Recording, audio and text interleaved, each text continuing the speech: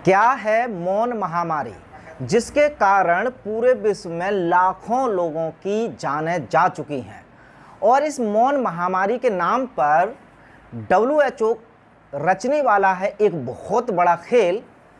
वो खेल आपके लिए कैसे खतरनाक हो सकता है, कैसे आप बच सकते हैं इस खेल से, और आखिरकार क्या है वो पूरा खेल, जानेंगे हम इस वीडियो में। उसके अलावा क्या भारत में भी श्रीलंका और पाकिस्तान के बाद बर्बादी के वो दिन आने वाले हैं जिन्हें कोई भी भारतीय नहीं देखने वाला। कुछ सबूतों के साथ बात करेंगे कि क्या सच में भारत आर्थिक मंदी से गुजरने वाला है। बहुत ही ज़रूरी ये दो खबरें हैं जिनको जानना आपको ज़रूरी है यदि आप खुद को और अपने परिवार को भविष्य में सुरक्षित रखना चाहते हैं। इन्फॉर्मेशन अच्छी लगे तो ज़्यादा से ज़्यादा लोगों तक शेयर करना। आइए शुरू करते हैं।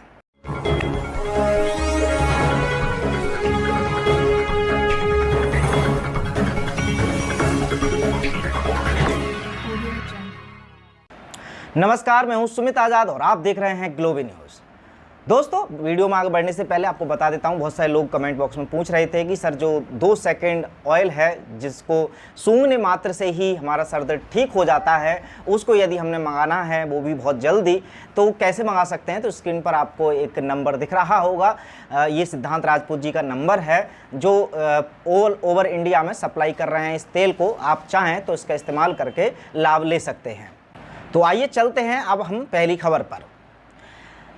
अब एक खबर देखिए, ये छपी हुई है कि मौन महामारी को रोकने के लिए 61 प्रकार के टीकों पर अब काम होने वाला है। WHO का एक खास इस पर रिपोर्ट आई है। तो आइए सबसे पहले जान लेते हैं कि ये मौन महामारी क्या है। ये एक ऐसी महामारी है जो एक्चुअल में महामारी है ही नहीं, इसलिए इसको मौन महामारी कहा गया है। जो पूरे विश्व के स्वास्थ्य का ठेका लेने वाले तथाकथित स्वास्थ्य संगठन हैं, उन्होंने ये दावा किया है कि हर वर्ष लाखों लोगों की जानें ऐसी महामारी से जाती हैं जिनके लक्षण एक्चुअल में हमको दिखते नहीं हैं। लोगों को पता नहीं होता कि हाँ, हम इस बैक्टीरिया या इस वायरस या इस फंगस या इस पैरासाइट्स के शिकार हो चुके हैं, लेकिन वो बैक्टीरिया, वो वायरस उसकी बॉडी में बहुत सारी बीमारियां पैदा करते हैं जिनके कारण बाद में वो बीमार हो जाते हैं और लाखों की संख्या में लोगों की जानें भी जाती हैं। मतलब अब ये इस तरह की बीमारी की बात कर रहे हैं जिस बीमारी का एक्चुअल में कोई अस्तित्व नहीं है।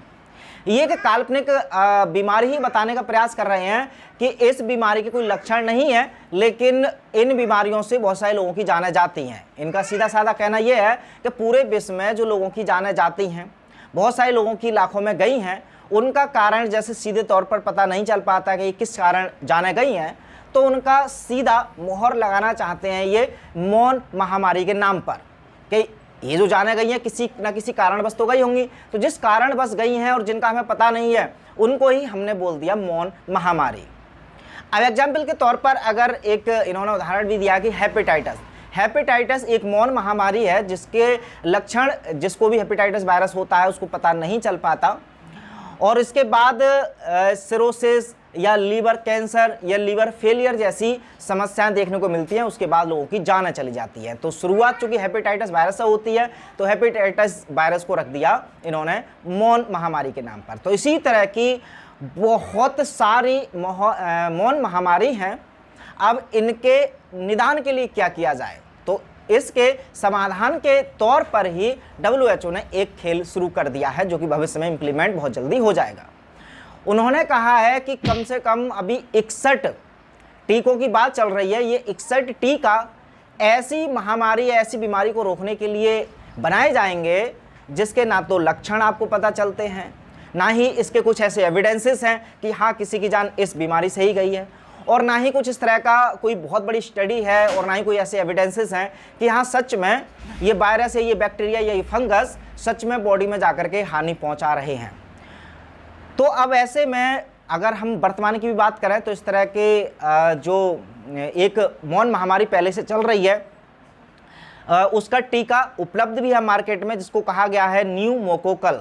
ये बैक्टीरिया के कारण उपजता है और इसके अगर लक्षण की बात करें तो जैसा कि मैंने बताया कि मौन महामारी के कोई लक्षण होते नहीं हैं, तो इसके भी कोई लक्षण नहीं है।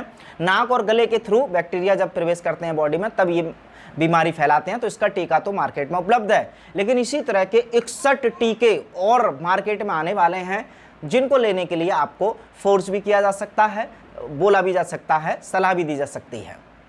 अब हालांकि खतरा तब बन जाते हैं ये टीका, क्योंकि यहाँ पर WHO के ही एक बहुत बड़े जानकार विशेषज्ञ है, उनका एक दावा है कि जो टीका कंपनियों के सामने बहुत बड़ा चैलेंज है वो दो हैं। एक तो जो टीका बनाए जा रहे हैं तो उनकी लागत बहुत ज़्यादा है, यानी कि जो टीका निर्माण का प्रोसेस है वो बहुत ज़्यादा है, महंगा। उसके अलावा टीका के असफल होने की जो दर है वो भी बहुत ही ज़्यादा है। तो अब ऐसे में जिन टीकाओं को प्रमोट करने का प्रयास कर रही हैं ये स्वास्थ्य संस्थाएं, जब वो असफल ही इतने बड़े स्तर पर हो रहे हैं, तो क्या ऐसे टीका को एक्सपेरिमेंटल तौर पर, जैसे कि वर्तमान में भी आपको पता है कि ट्रेंडिंग बीमारी का टीका है वो एक्सपेरिमेंट के तौर पर लगाया जा रहा है, तो क्या ये बार बार इस तरह के एक्सपेरिमेंट करना क्या मानवता के लिए ये सही है या गलत है? उसके अलावा अगर इसका अल्टरनेटिव की बात करें कि क्या हो सकता है इसका सही उपचार, तो अगर भारतीय स्वदेशी चिकित्सा पद्धतियों की बात करें तो बहुत सारे ऐसे नेचुरल तरीके हैं जिससे हम अपनी शरीर की हर्ड इम्यूनिटी को स्ट्रॉन्ग कर सकते हैं, और जिसके शरीर की इम्यूनिटी होगी पावरफुल, उसको कोई भी दवाई या कोई भी टीका लेने की आवश्यकता ही नहीं होगी, क्योंकि असली हथियार तो हमारे शरीर में हमारा इम्यूनिटी सिस्टम होता है, जो हर एक रोग, हर एक वायरस या हर एक बैक्टीरिया से लड़ सकता है, जो हमारी बॉडी में हानि पहुंचाता है।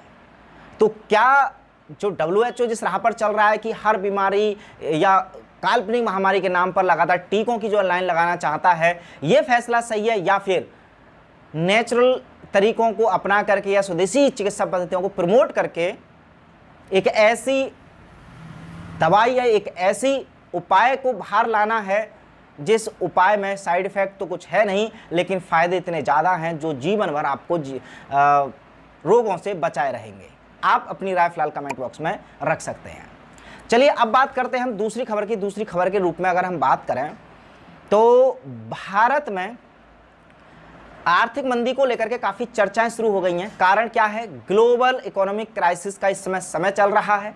आपने श्रीलंका का हाल देखा या देख रहे होंगे, पाकिस्तान का हालत आप देख रहे हैं, दोनों ही पूरी तरह से तबाह हो चुके हैं, जिनमें कि सबसे ज़्यादा जो बर्बादी की तरफ है वो श्रीलंका ही है। लेकिन अब भारत में क्यों बार बार कही जा रही हैं कि अब जो दिन श्रीलंका को देखने पड़ रहे हैं ये भारत को भी देखने पड़ेंगे? कारण क्या है, आइए जानते हैं।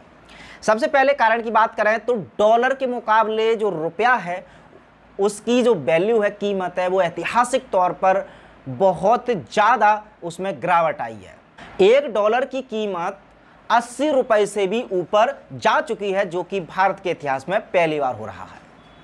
उसके अलावा खाने पीने की चीज़ों पर 18 जुलाई से GST लगा देना, ये मुख्य तरीके से चर्चा का विषय बना हुआ है कि आखिरकार भारत किस ओर जा रहा है, जहां पर खाने पीने की चीज़ जैसे दही, लस्सी, पनीर या छाछ, आटा, चावल, इन जैसी चीज़ों पर भी GST लग गई है। ऐसे में आम आदमी, गरीब आदमी पूरी तरह से चिंता में डूबा हुआ है कि आखिरकार उसके भविष्य का क्या होगा। उसके अलावा अगर बेरोजगारी दर की बात करें तो बेरोजगारी दर भी ऐतिहासिक रूप से बढ़ी हुई है। ये भी एक लक्षण है जो दिखाता है कि हाँ, भारत अब बर्बादी की तरफ जल्दी जा सकता है।